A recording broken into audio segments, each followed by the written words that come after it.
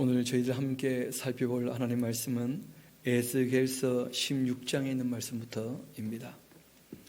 잘 아시는 것처럼 이 에스겔은 구약 전체 내용 중에서도 가장 무겁고 또 어두운 그런 내용이기도 하고, 사람이 참 평안할 때에는 그 속내가 다 드러나지 않는다, 그런 말이 있습니다. 근데 정말 힘들고 어려울 때 그 속내를 다 얘기하는 경우들이 있는데, 하나님께서 이스라엘 백성들과 결별할 수밖에 없는 그 이제 어려운 입장에 서시게 되었거든요. 근데 누구는 그러한 입장까지 갔을 때 하나님 마음을 좀 헤아려 알아주기를 원하신다는 거예요. 그래서 오늘 우리가 읽을 이 16장에 있는 말씀은 그 하나님의 참 가슴 아픈 그 사랑 이야기를 아주 짤막한, 어떻게 보면 그 예화처럼 그렇게 말씀하고 있는 것을 보게 됩니다. 저는 개인적으로 그 30살 가까이 될 때까지 그 에스겔서의 이 내용들을 잘 알지 못하고 있었습니다. 그러다가 이 에스겔서 16장의 내용들을 그 바르게 알게 되었을 때 정말 큰 충격을 받았었어요. 하나님이 이런 뭐 말이 될지는 모르겠는데 지형까지 가셨는가? 정말 그 마음이 어땠겠는가? 그런 마음을 좀 헤아려 보게 되었는데, 우리 그 16장 전체의 주제는 뭐냐면 창녀보다 더 못한 회개망측한 그 남유다죠, 그렇죠?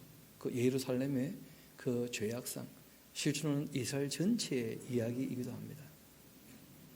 우리 먼저 차근차근 읽고 정리하고 난 다음에 다시 한번 요약하고 정리를 하도록 합시다. 또 여호와께서 말씀이 그 에스겔이죠, 그렇죠? 그 에스겔에 임하여 이르시되 인자야, 뺀 아담 하는 말은 너 어쩔 수 없는 사람의 자식이니까 한번 좀 들어봐봐. 너도 인격이 있다면, 양심이 있다면 내 말을 알아들을 수는 있을 거다. 들어봐봐라 하고 이제 말씀하시는 거예요. 예루살렘으로 그들이 행했던 그 가증한 일을 알게 하여야 할 것이다. 이르기를 주 여호와께서 그 예루살렘에 관하여 이같이 말씀을 하셨다 하면서 이제 하나님께서 말씀을 시작하시는 거예요. 너의 근본과 태어난 땅은 가나안이다. 그 예루살렘이 가나안 땅이죠.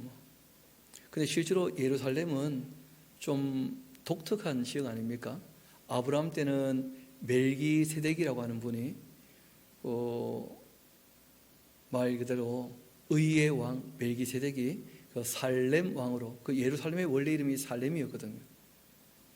그러다가 여부도 사람들에게 빼앗겼다가 다시 다윗이 이제 예루샬라임, 평화의 기초라, 다시 그 이름을 회복해서 그 하나님의 그 성전까지 지었던 그런 곳이 바로 이 예루살렘이거든요. 그런데 하나님께서 예루살렘, 너도 가나안 땅에 있는 가나안 사람들과 똑같은 그런 곳이다. 그러면서 말씀을 시작하신 거예요. 너의 근본과 태어난 땅은 가나안이고 너의 아버지는 아모리 사람이고 너의 어머니는 헷 사람이다. 그러니까 실제로 이 예루살렘 안에 있는 정신이 하나님의 율례와 법도를 따르는 그런 정신이 아니고 그 당시에 큰 나라들을 그렇게 본받고 추구하는 우상이 가득한 그런 곳이라는 거예요. 너의 아버지는 아모리 사람, 그 가나안 사람들의 그 정신을 따르고 있고 너의 어머니는 헷 사람, 이 아수르 바벨론 이쪽 사람들을 다 따르고 있는 사람들이다. 너가 태어난 것을 말하건대 너 어떻게 시작되는지 한번 생각은 해봤냐 하고 되물어 보시는 거예요. 여러분, 사람들이 신앙을 가질 때 그는 의문을 가진다 그러죠, 그렇죠? 우리는 대체 어디서 와서 어디로 가는가, 그런 질문을 다 하게 되거든요. 게다가 우리 인생은 대체 무엇인가? 그 어떤 분 얘기 들어보니까 이 세상에 자기는 인생이 좀 편안한 것 같은데 뉴스 들어보니까 이 지구가 지옥 아닌가, 지옥도가 펼쳐지고 있다, 뭐 그런 얘기 하시는 분도 계셔요. 그 실상 사람들이 그런 아주 근원적인 문제에 대한 질문들을 다 던지고 있거든요. 원래 지구도 천국이었죠. 하나님이 만드신 하나님의 나라였으니까. 그 에덴 동산에 있었던 것 아닙니까? 그런데 사람이 죄를 지음으로 그 지구가 저주받았고 멸망받아서 이 모양이 된 것이거든요. 원래는 천국이죠. 하나님이 만드신 나라였었는데, 예루살렘에게 너의 근원을 한번 생각해 보라는 거예요. 너가 그 태어난 것을 말하건대 너가 날 때에 너의 배꼽줄을 자르지도 아니하였고 너를 물로 씻어 정결하게 하지도 아니하였고 너에게 소금을 뿌리지도 아니하였고 너를 강부로 싸지도 아니하였었다. 이게 다 무슨 말이냐면, 여러분 당연히 사람이 태어나면 뭐부터 자릅니까? 그 탯줄을 자르죠. 그리고 예전에 제가 이 드라마를 보니까 애기 태어날 때마다 뜨거운 물 받아봐라. 일단 애 태어나면 씻게 되니까. 그런 걸 제가 종종 본 적이 있거든요. 게다가 이제 중동 지역에서는 그 환경이 깨끗한 곳이 아니기 때문에 그 소금을 가지고 이제 다 정결케 하는 그런 일들을 하거든요. 그러니까 예루살렘은 짐승과 다름없었다는 거예요. 사람처럼 태어난 그런 도시가 아니라는 거예요. 실제로 이스라엘 나라 전체가 원래 그러했는데, 잘 아시는 것처럼 노아의 16명의 손자 중에 유일하게 나라를 세우지 못한 사람이 아르박삭이었고, 그 떠도는 사람 아니었습니까? 그 중에 하나님께서 이제 아브라함을 불러가지고 가나안 땅에 머물게 하시면서 일을 시작하는 것이었거든요. 그러니까 정상적인 사람 같지도 않았던 것들, 그걸 하나님이 데려다가 이제 이 일을 하시게 되었다. 그걸 지금 처음 얘기하시는 거예요. 너를 파내게 되었던 그 우묵한 그 웅덩이를 한번 생각해 보라는 거예요. 어떻게 시작이 되었는지. 아무것도 아니었지 않냐는 거예요. 마치 짐승처럼. 왜냐하면 여기저기 떠돌면서 노예살이 하는 사람들이니까 뭐 인간 취급이나 받았겠습니까? 이어봅시다. 아무도 너를 돌보아 이 중에 한 가지라도 너에게 행하여 너를 불쌍히 여긴 자가 없었지 않느냐. 너가 태어나던 그날 너의 몸이 천하게 여겨져서 너가 들에 오히려 버려지고 말았었다. 진짜 아무것도 아닌 존재였다는 거예요. 그런데 내가 너의 곁으로 그 지나갈 때였었는데, 그때 너가 피투성이가 되어 발짓하는 것을 보고 너에게 이르기를, 야, 너는 어떻게 이렇게 버림받았는가? 피투성인데 버림받았다는 거예요. 아무도 돌봐주는 존재가 없고. 그래서 하나님께서 피투성이라도 살아있으라. 다시 이르기를, 너는 피투성이라도 살아있으라. 그렇게 하고 내가 너를 들의 풀같이 아주 많게 하였다는 거예요. 지금 실상 하나님께서 아브라함을 부르신 이유 중에 하나는 뭐냐면, 아브라함이 히브리 민족이었다는 거예요. 정말 떠나기 아주 쉬운 사람, 원래부터 나그네 인생길을 걷는 사람이었으니까 히브리 민족 아닙니까? 아르박삭의 후손이고. 여러분, 아브라함 때 정말 아브라함보다 훨씬 위대한 인물도 있었죠. 그렇죠? 욥 같은 분은 하나님이 인정하시는 의인이었거든요. 의인 욥. 그런데 하나님께서 왜 아브라함을 부르셨는가? 그러니까 아무것도 아니니까, 가장 부족하니까. 그러니까 이 세상에 의지할 게 전혀 없으니까 하나님이 불러내시면 하나님을 의지하지 않겠는가? 그래서 피투성이 같은 아무런 보잘것없는 아르박삭의 이 후손을 불러내셨다는 거예요. 그건 잘 아시는 것처럼 가나안 땅에서 아브라함, 이삭, 그 다음에 야곱, 그리고 이제 요셉 때 어디로 갑니까? 애굽으로 들어가게 되어서 그 75명밖에 안 되던 그 야곱의 그 자손들이 거의 200만 가까이 정말 들의 풀처럼 그렇게 번성하게 되었다는 거예요. 내가 너를 들의 풀같이 아주 많게 했는데 너가 크게 자라고 심히 아름답고 유방도 아주 뚜렷하고 너의 머리털이 자랐지만은 아주 이 큰 나라를 만들 만큼 그렇게 아주 큰 이 민족이 되었는데 너가 여전히 벌거벗은 알몸, 그러니까 애굽의 노예로 살고 있었다, 그런 뜻이에요. 그래서 내가 너의 곁을 지내면서 보니까 너의 때가 참 사랑할 만한 때였고, 드디어 하나님께서 이스라엘과 함께 그 일할 만하겠다, 함께 하면 좋겠다, 이 이스라엘과 내가 혼인을 해야 되겠다. 그래서 애굽에서 불러내시는 것이죠. 너 때가 사랑을 할 만한 때라. 내 옷을 가지고 너를 덮어 벌거벗은 것을 가리고 너에게 맹세하고서 언약을 했다. 기억나시죠? 신의 산 언약을 맺었다는 거예요. 애굽에서 다 불러내셔서 자유케 하시고 한 나라를 세우시면서 신의 산 언약을 맺으셨고 또 너를 내게 속하게 하였다. 하나님 말씀을 듣고 따르기만 하면 내 뭐가 될 거라고요? 소유가 될 것이다. 그러니까 하나님께 속한 사람이 되었다. 나 주 여호와의 말이니라. 내가 물로 너의 피를 씻어 없애었다. 그 세상은 다 죄인인데 하나님 앞에 죄를 가리고 나아갈 수 있는 길을 여셨죠. 그렇죠? 속죄의 죄를 그들에게 말씀하시고 하나님 만날 수 있도록 하셨다는 거예요.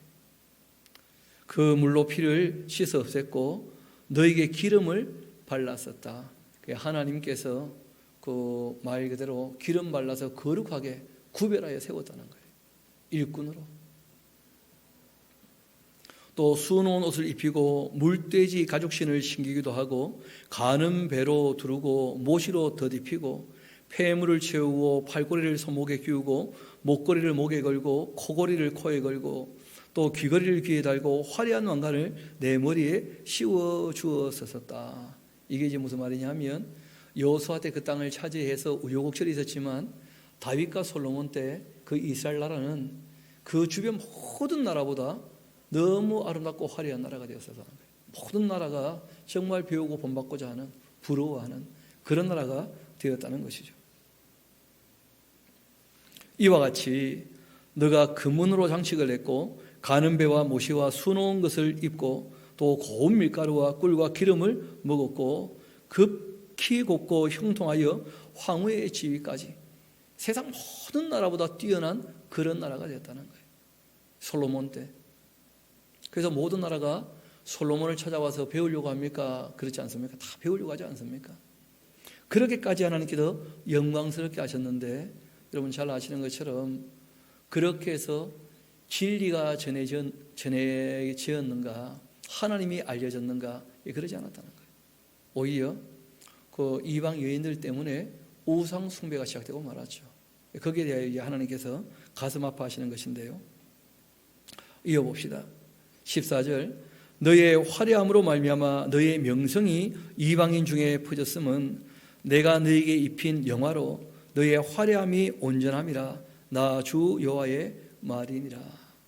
하나님이 하나님의 일을 할 만큼 충분히 그 나라를 영광스럽게 했었는데 그러나 너가 하나님이 아닌 너의 화려함을 믿고 너의 명성을 가지고서 행음을 하되 그게 우상숭배거든요.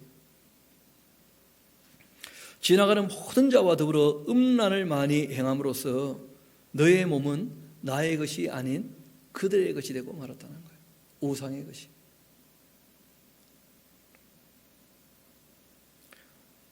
심지어 너가 너의 의복을 가지고 너를 위하여서 각색으로 산당을 꾸미고 거기에 행음했는데 이런 일은 전부 후무하다는 거예요. 왜냐하면 보통 나라는 자기 나라가 섬기는 신들이 많습니까? 한두 개 정도입니까? 한두 개 정도거든요. 그런데 이 이스라엘 나라는 그 예루살렘에 말 그대로 만국 우상 박람회 하듯이 솔로몬이 워낙 똑똑하니까 온갖 우상 다 갖고 들어왔다는 거예요. 1000명이나 되는 그 이방 여인들이 자기 나라 우상 다 갖고 들어와서 그 산당을 만들었거든요. 감람산에다가. 오죽하면 그 감람산 별명이 멸망산이었겠습니까? 하나님께서 보실 때 예루살렘처럼 그렇게 하나님을 떠나고 우상을 많이 섬기는 그런 도시는 없었다는 거예요. 이스라엘 나라처럼 그렇게 악한 나라는 없었다는 거예요. 하나님 앞에서 특별히 부르셨었는데 너가 또 내가 준 그 금은 가지고 말이야 장식품으로 너를 위하여 남자 우상을 만들어 행음하였다. 남자 우상 하니까 좀 그런데 실상은 이제 하나님도 남성적으로 표현을 하신 거죠. 그렇죠? 그리고 이제 이스라엘 나라는 뭐가 되는 거예요? 그 아내의 부인. 그러니까 이 이스라엘 나라가 행음을 하니까 그 우상은 그 뭐로 표현하겠습니까? 남성으로. 그렇게 표현한 거죠.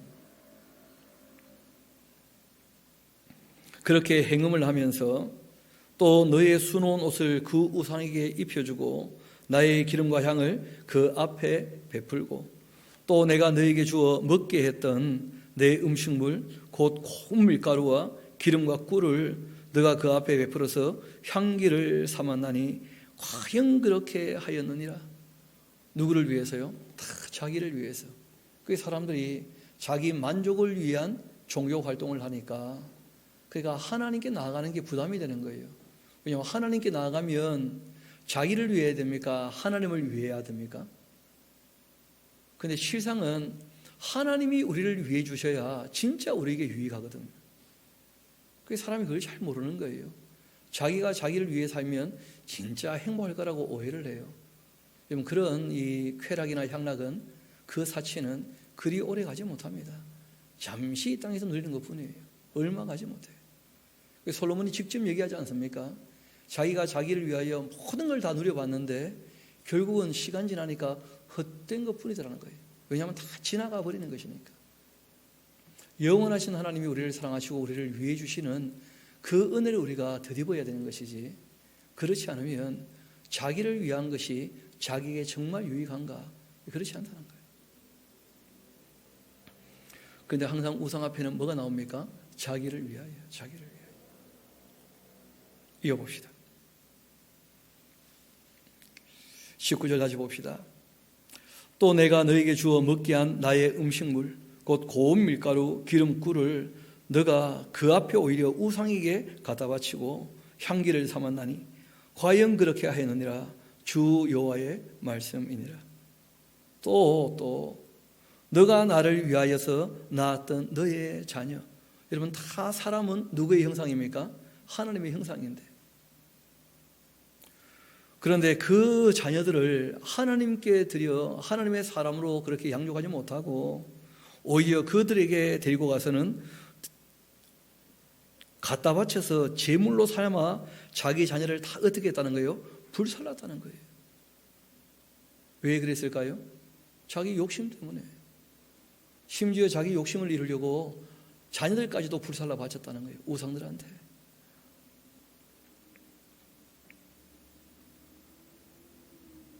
너가 그런 너의 음행을 오히려 작은 일로 또 여기고 있더라 보니까 하나님 앞에 부끄러워하거나 미안한 마음도 전혀 없이 뻔뻔하게 나의 자녀들을 죽여서, 아니 그 자녀가 너 거냐 내 거냐, 모든 생명의 주인은 하나님이신 줄 믿습니다.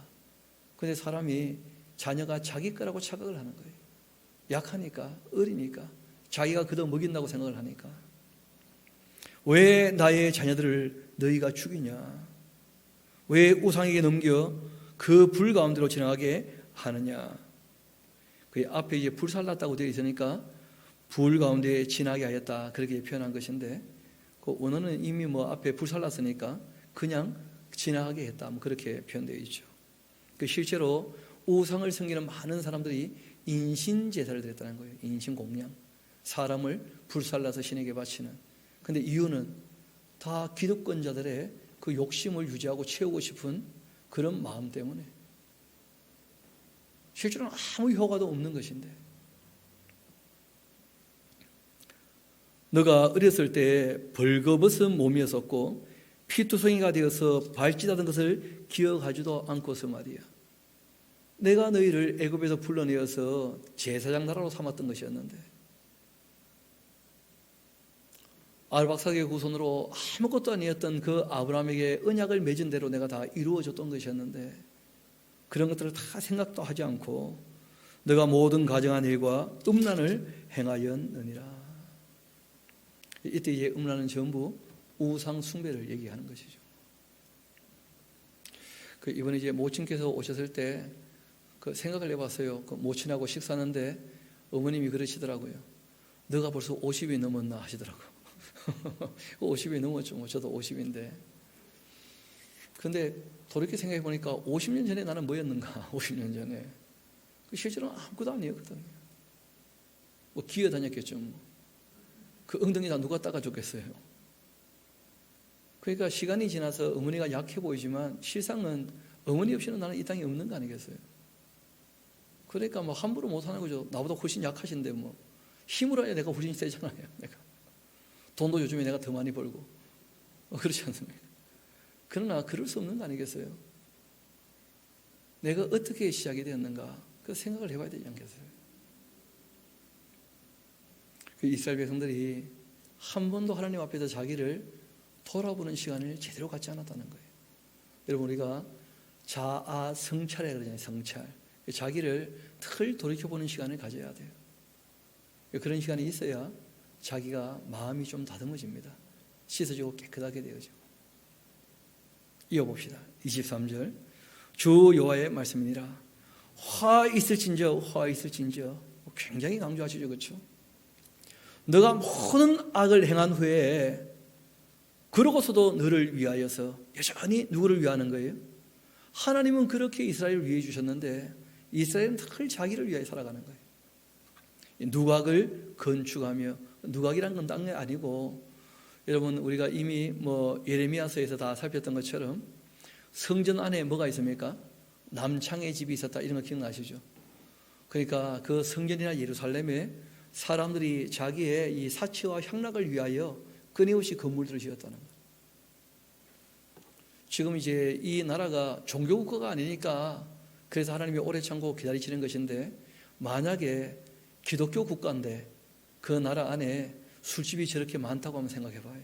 그런 걸 다 누각이라고 할 수 있는 것이죠. 디스코 클럽, 뭐 캬바레는 요즘에 없습니까? 다 그냥 클럽입니까? 클럽? 다 그냥 사치와 향락을 위하여 모여드는 그런 장소가 너무 많더라는 거예요. 그때는 대부분 다 우상 숭배를 중심으로 이제 그렇게 하는 것이죠. 그 누각들. 그러니까 우상을 섬기기 위한 부대 시설을 다 누각이라 그렇게 표현합니다. 이런 것들을 건축했고 또 모든 거리에 높은 대를 쌓았다. 그 높은 대라는 게 딴 게 아니고 라마 제단들이에요. 제단들. 높이 쌓아 올린 제단들. 그러니까 예루살렘에 우상이 가득하다는 거예요. 성전 안에뿐 아니고 온갖 거리에. 원래는 감람산에 솔로몬이 만들어 놨었는데 예루살렘 안에 가득하게 된 거예요. 시간이 지나면서. 뭐 여기 다 계시는 분들이 성인이니까 하나님께서 육두 문자를 사용하시며 그 관계에 대해서 아주 노골적으로 말씀하셨어요. 너가 높은 데를 모든 길 어귀에 쌓고 너의 아름다움을 가증하게 하여 모든 지나가는 자에게 다리를 벌려 심히 음행했다. 끊임없이 우상 숭배를 했다는 거예요. 또 하체가 큰 너의 이웃 나라 애굽 사람들과 음행을 했다. 그렇게 표현한 거예요. 그러면 성경을 보면 내 이웃의 아내를 마지 말라고요? 탐하지 마라. 그러니까 한 남자와 한 여자로 만족할 줄 알아야 되거든요. 그러면 실상은 동성애만 문제가 아닙니다. 이성애도 문제죠. 그렇죠? 아니 부부를 넘어선 이성애는 다 문제 아니겠어요? 이성 간의 사랑은 사람들이 정상이라고 착각을 하는 것 같아요. 성경은요 욕망은 있을지 모르겠지만 그러나 부부 간의 관계를 넘어선 것 자체가 다 뭐라는 거예요? 하나님의 뜻을 어기는 악이라는 거예요. 악. 동성애만 악한 것처럼 자꾸 얘기를 하시더라고 보니까 그렇지 않습니다. 깨끗하지 않으면 다 악한 거예요. 하나님 앞에서. 가정이 깨끗하지 않으면 악한 거 아니겠어요? 그래도 부탁드리는데 박보검, 송중기 너무 좋아하지 마요. 그 지나치게 되면 문제가 되는 거예요.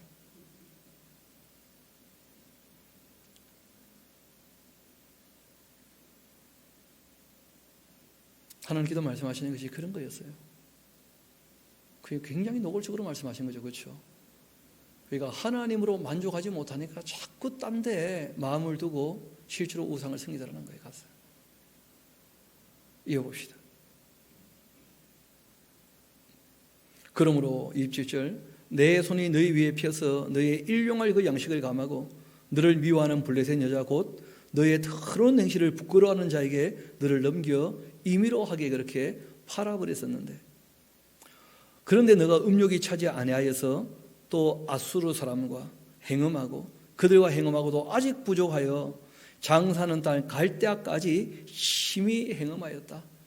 그러니까 잘 아시는 것처럼 가나안 땅의 모든 나라들 그 우상들을 다 받아들이고, 그리고 요단강 동편에 있는 나라들 우상 다 받아들이고, 심지어는 아수르 우상 다 받아들이고, 이제는 갈대아 땅 그 바벨론에 있는 사람들 우상까지도 다 받아들여서 그들을 부러워하면서 위에 계신 하나님을 찾지 않더라는 거예요. 그게 하나님 마음이 어떠시겠어요? 왜냐하면 이전에 시내 산에서 뭘 맺었다고요? 언약을 맺었잖아요. 혼인을 했는데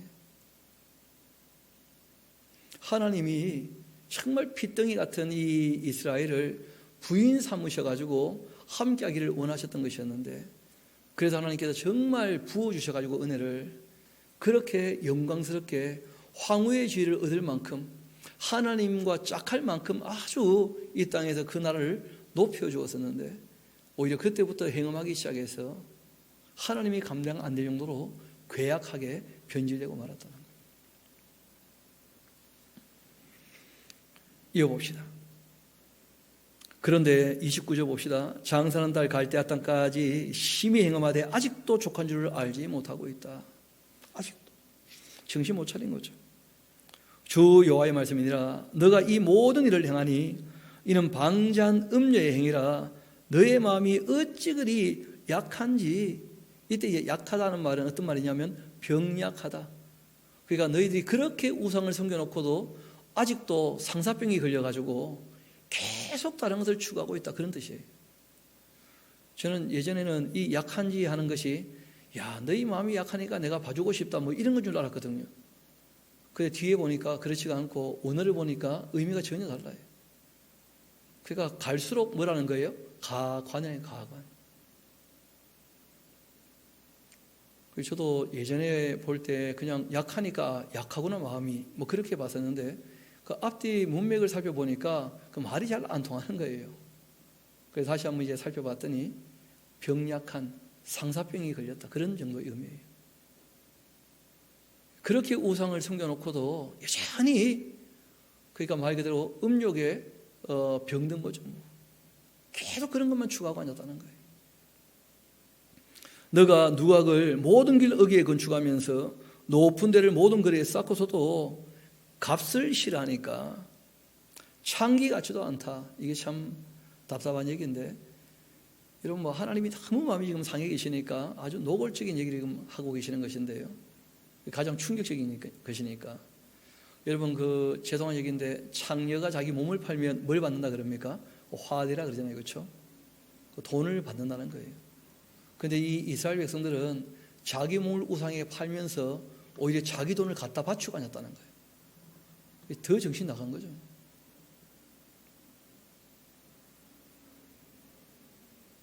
이어봅시다. 창기 같지도 않구나. 그 남편 대신 다른 남자들과 내통하고 가늠하는 아내인데, 사람들은 모든 그 창기에게 선물을 주거늘 오직 너는 너의 모든 정든 자에게 선물을 갖다 바치면서 값을 주어 사방에서 와서 너와 행음하게 하고 있구나. 너의 음란하니 다른 여자와 같이도 아니함은 행음하려고 너를 따른 자가 없음이며, 또 너가 값을 바치도 아니하고 도리어 값을 줌이라. 그런즉 다른 여인과, 다른 여인이 아니고요, 창녀만도 못하다, 지금 그런 뜻이에요. 실제로 창녀들은 참 말이 그래서 그렇지, 여러분 그 삶이 어쩌다가 그렇게 어려워져 가지고 먹고 살 길이 없으니 이 당시에 자기 몸을 팔아서라도 먹고 사는, 웃음 팔아서 먹고 사는 그런 일들, 그 사람들이 그 다 형편을 살피면 그럴 만도 하지, 뭐 어쩔 수 없다, 참 불쌍하다, 뭐 그럴 수 있는 여지라도 있는데, 이 여자는 전혀 그를 불쌍히 여길 만한 여지가 없다는 거예요. 하나님이 그렇게 풍요롭게 했는데 그 하나님을 찾지도 않고 하나님을 섬기지도 않고. 여러분 이런 내용들이 있기 때문에 그 이스라엘 백성들은, 미성령자들은 그 에스겔서를 읽지 못하게 합니다. 한 번은 그 중고등부 친구들한테도 에스겔서가 함부로 읽으면 안 된다 그랬더니 왜요 하더니 다 읽어보던 모양이라 집에 가서 궁금하니까 뭐 요즘엔 다 알만한 내용들이니까. 너무 끔찍한 얘기예요, 어떻게 보면. 저는 뭐 미로 짐작할 수밖에 없는 일이니까, 이런 일 당할 때 그 마음이 어떻게 했는가, 하나님 마음이. 그 하나님이 어떻게 보면 에스겔에게 하소연하듯이 너 지금 내 마음 알겠냐? 하나님이 오죽하면 이런 말을 사람들에게 하시겠냐는 거예요. 오죽하시면. 그러므로 너 음녀야, 여호와의 말씀을 좀 들어봐봐라. 주 여호와께서 이처럼 말씀하시는데, 너가 너의 누추한 것을 쏟고 너의 정든 자와 행음함으로 벗어몸을 드러내고 또 가정한 우상을 위하며 내 자녀의 피를 그 우상에 드렸은즉, 그것이 이제 이유가 되는 것이죠. 그래서 어떤 결과를 가져오느냐? 내가 너의 즐거워하는 정든 자, 사랑하던 모든 자, 미워하던 모든 자를 모아서 사방에서 모아 너를 대적하게 할 것이고, 또 너의 벗은 몸을 그 앞에 다 드러내게 할 것이고, 그들이 그것을 다 보게 그렇게 할 것이며, 그래서 노예로 잡혀가서 다 그냥 머리부터 싹 밀려가지고 뭐 옷도 제대로 입지 못하고 온갖 부끄러움과 모욕을 당하면서 그렇게 살아가게 되는 거예요. 우상에게 팔려버려서 바벨론의 노예로 잡혀가서 그렇게 할 거다 말씀하시는 겁니다. 내가 또 이 간음하고 사람의 피를 흘리는 그 여인을 심판한 같이 너를 심판하여서 진노의 그 피와 질투의 피를 너에게 돌릴 것이다. 하나님이 분노하시니까 진노하시는 것이고, 사랑하시기 때문에 뭐 하신다는 거예요? 질투가 있어요. 질투가.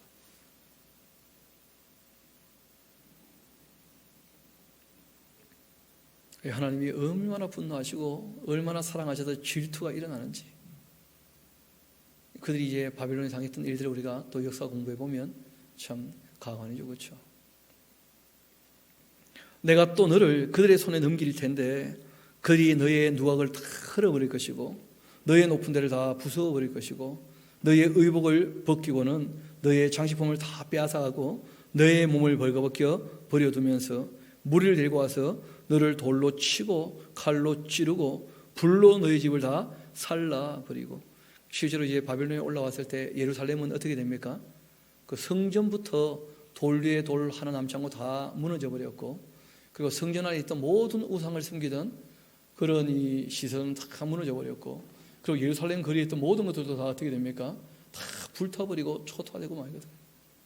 하나님께도 꼴보기 싫으니까 바벨론 불굴로 와가지고는 전부 불살라버린 거예요. 가루를 만들어버린 거예요. 그리고 우리가 하나님 두려워할 줄도 알아야 됩니다. 하나님이 질투하시면 어떡하시는가? 이런 걸 너무 이 신약만 공부하시는 분들이 잘 하나님을 몰라서, 복음이란 말은 너무 중요한 말이지만 복음, 주의, 복음만 얘기하는 것은 하나님을 너무 잘못 알게 하는 거예요. 성경에 계시한 대로 하나님을 바르게 알아야지, 그러지 않으면 하나님이 다 왜곡되고 맙니다. 이어봅시다. 내가 너에게 곧 행음을 그치게 하리니 너가 다시는 값을 주지 아니하게 될 것이다. 아무것도 없으니까 뭐 값 주고 음행할 수 없죠. 노예인데. 그러한즉 나는 너에게 대한 내 분노가 그치며 내 질투가 너에게서 떠나고, 그리고는 마음이 평안하여서 다시는 노하지 아니할 것이다. 여러분, 그 하나님의 성품인데 공의가 만족되어야 하나님 마음이 평안하게 된다는 거예요. 하나님은 공의와 정의의 하나님이시거든요. 그러니까 거짓을 두고 보지 않으시고, 하나님의 공의가 해결되지 아니하면 하나님의 타오르는 분노가 꺼지지 않는 거예요.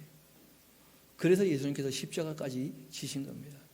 그러니까 아버지 하나님의 그 분노에 대하여, 이 공의로 말미암아 타오르는 그 분노에 대하여 값을 지불하신 것이죠. 너가 어렸을 때 기억하지 않고 그 모든 일로 나를 분노하게 했으니까 내가 너의 행위대로 너의 머리에 보응할 거다. 너가 이 음란과 너의 모든 가정한 일을 다시는 행하지 아니리라 주 여호와의 말씀이니라. 그래서 바벨론 갔다가 돌아와서는 우상 숭배는 안 하는 것처럼 보여보니까, 그런데 좀 지나니까 하나님 섬기는 것을 번거롭게 또 여기죠. 그게 도무지 안 되고 말았던 거예요. 여러분, 이걸 이제 성경이 뭐라고 얘기하느냐 하면 44절 한번 봅시다. 속담을 말하는 자마다 내게 대하여 속담을 말하기를, 이 이스라엘 나라 그 예루살렘, 어머니가 그러하면 딸도 그러할 텐데 너는 그 남편과 자녀를 싫어한 어머니와 딸이다. 여러분, 결혼을 했으면 누구를 사랑해야 됩니까? 여러분, 자녀를 낳았으면 누구를 사랑해야 됩니까? 그런데 자기 남편도 전혀, 자기 자녀들도 돌볼 생각 전혀 없는 거예요. 남편을 섬기지도 않고 자녀를 돌보지도 않고 틀 밖에 나가 그냥 놀아. 그러면 그 여자로서 무슨 가치가 있겠냐는 거예요. 그럼 남자도 마찬가지잖아요. 가정을 돌보지도 않고 늘 그 술 마시고 놀아나면 그 남자로 무슨 가치가 있겠어요 대체. 자녀를 놓아놓고 돌보지 않는다면 그 사람으로 무슨 가치가 있겠냐. 다 마찬가지지 않겠어요. 그 지금 하나님을 남편처럼, 이스라엘을 이제 아내처럼 얘기를 하기 때문에 말씀하시는 것인데, 그 남편과 자녀를 싫어한 어머니의 딸이고 너는 그 남편과 자녀를 싫어한 형의 동생이로다. 너희 어머니는 헷 사람이고 너희 아버지는 아모리 사람이다. 여러분, 참 악한 노래가 하나 있다고요. 내 인생은 나의 것. 그러면 안 되죠. 여러분, 약속을 했다면 서로를 위하여 살아가야지. 그래. 자녀를 출산했다면 정말 섬기면서 돌보면서 사랑을 배워가야지. 아주 무책임하게 사랑이 없는 거예요. 다. 이어봅시다. 너희 영은 그 딸들과 함께 내 왼쪽에 거주하는 사마리아고 너희 아우는 그 딸들과 함께 내 오른쪽에 거주하는 소돔이다. 소돔. 여러분, 이미 북왕국은 멸망했고 소돔과 고모라는 이미 불타버려 있었잖아요. 그렇죠? 그런데 그 사마리아와 소돔 불타가지고 거기 살던 사람들 다 죽어서 어디가 있을까요? 음부에. 그런데 이후에 음부에 있는 사람들 다 앞으로 뭐 할 겁니까? 심판할 거예요. 심판. 그런데 심판할 때 오히려 사마리아와 소돔 사람들이 더 나은 평가를 받을 거다. 이런 말씀을 하시는 거예요. 이어봅시다. 47절, 너가 그들의 그 행위대로만 행하지 아니하며 그 가정한 대로만 행하지 않고 그것을 적게 여겨 너의 행위가 그보다 더욱 부패하였다. 주 여호와의 말씀이라. 내가 나의 삶을 두고 맹세하는데 너의 아우 소돔 곧 그와 그의 딸들은 너와 너의 딸들의 행위같이 행하지는 아니했다. 지금 하는 거 보니까 소돔과 고모라 사람들이요 훨씬 낫게 살았다는 거예요. 윤리적으로 비교해 봤을 때는. 절대적인 하나님의 기준에서는 뭐 다 말도 안 되는 것이지만 비교해 봤을 때 오히려 더 나았다는 거예요. 소돔과 고모라가.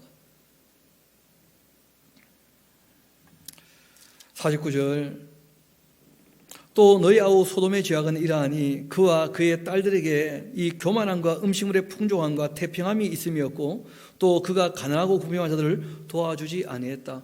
우리가 소돔과 고모라 하면 뭐 동성애만 자꾸 얘기하는데 실제로는 그 동성애에 대한 얘기가 아닙니다. 전혀. 소돔과 고모라가 멸망한 이유는 악해서가 아니고요, 의인이 없었기 때문에. 근데 그 의가 무엇이었냐면 긍휼과 자비와 공의와 정의에 대한 문제였어요.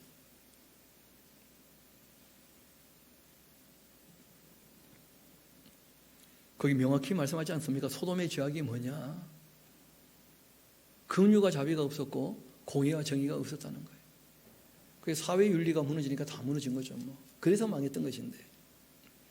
거만하였고 가증한 일을 내 앞에 행하였음이라. 그러므로 내가 보고 그들을 없이 하였다. 가증한 일은 뭐 딴 게 아니죠. 생명에 대한 윤리와 가정에 대한 윤리를 다 무시했던 거 아니겠어요? 그래서 이제 무너진 것이었는데, 사마리아는 이 예루살렘의 죄의 절반도 행하지 않은 것이다면서 내가 그들보다 가증한 일을 심히 행하였으므로 너의 모든 가증한 행위로 너의 형과 아우를 오히려 상대적으로 어떻게 해요? 의롭게 여기게 했다. 이런 말씀을 하신 거예요. 너가 너의 형과 아우를 유리하게 판단하였은즉 너도 너의 수치를 담당할지니라. 너가 그들보다 더욱 가증한 죄를 범하였으므로 그들이 너보다 의롭게 된 것 아니겠느냐. 너가 너의 형과 아우를 의롭게 하였은즉 너는 놀라며 너의 수치를 담당하게 될 것이다. 또 내가 그들의 그 사로잡힌 곳 이 소돔과 그 딸들의 사모로 잡힌가 사마리아와 그 딸들의 사로잡힌가 그들 중에 너의 사로잡힌 자를 사로잡힘을 다 풀어주게 될 때가 온다. 또 너가 너의 수욕을 담당하고 너가 행한 모든 일로 말미암아 부끄럽게 할 텐데 이는 너가 그들에게 오히려 뭐가 될 거라고요? 위로가 될 거라는 거예요. 위로가. 심지어 55절 한번 봅시다. 너의 아우 소돔과 그의 딸들이 옛 지위를 회복하게 될 것이고 사마리아와 그의 딸들도 그 옛 지위를 회복하게 될 건데 너와 너의 딸들도 너의 옛 지위를 회복할 것이니라. 너가 교만하던 때 너의 아우 소돔을 너의 입으로 말하지 아니하였나니 곧 너의 악이 드러나기 전이며 아람의 딸들이 너를 능욕하기 전이었고 너의 사방에 둘러있는 블레셋 딸들이 너를 멸시하기 전이었었다. 너의 음란과 너의 가정한 일을 너가 다 담당하게 될 것이다. 나 여호와의 말이니라. 나 주 여호와가 이같이 말한다. 너가 맹세를 멸시하며 언약을 배반하였은즉 내가 너희가 행한 대로 너희에게 어떻게 할 거라고요? 행하는 것이다. 각 사람이 행한 대로 다 받게 될 거라는 거예요. 여러분 신약에 가서 이 내용을 다시 한번 좀 정리해 볼 필요가 있는데 우리 마태복음 11장 같이 한번 봅시다. 마태복음 11장입니다.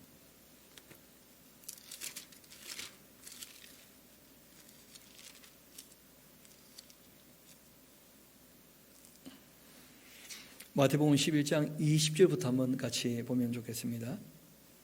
예수님께서도 그 복음을 전하실 때 그 복음과 그 진리를 전혀 안 받아들이는 실제로 예수님께서 주로 활동했던 무대였었거든요. 베세다, 고라신, 가버나움 같은 것들요.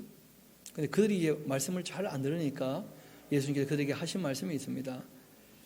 예수께서 권능을 가장 많이 행하셨던 그 고을들이 회개하지 아니하므로 그때 책망을 하셨다는 거예요. 회개를 안 하니까.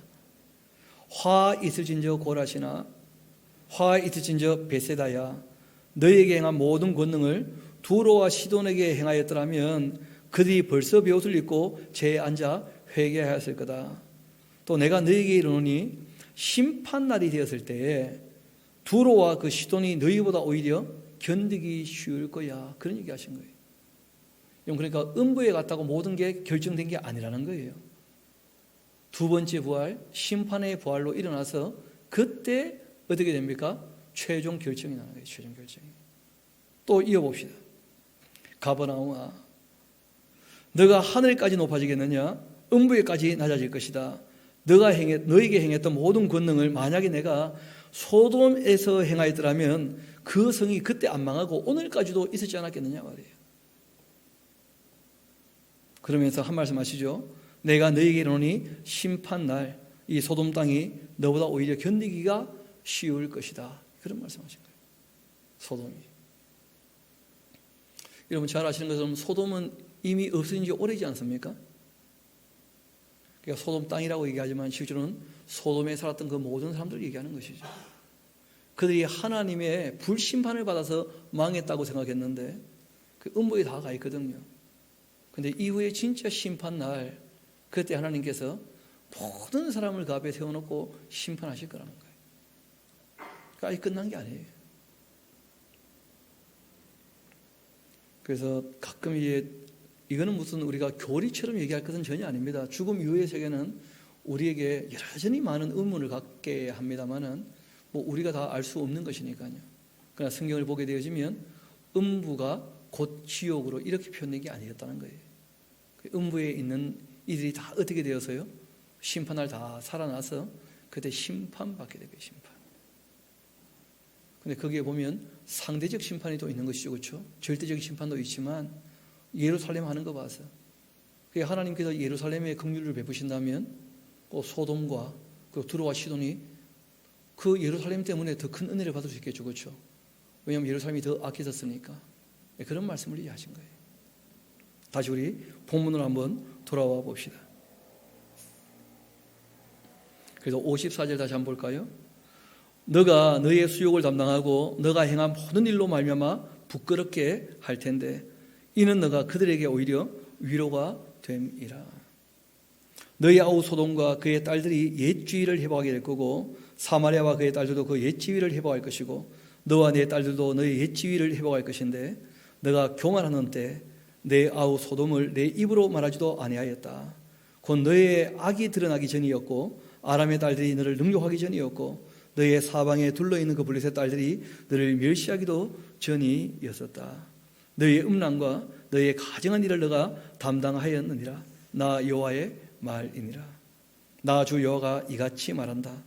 너가 맹세를 멸시하여 언약을 배반하였은즉 내가 너 행한 그대로 너에게 갚아주겠다.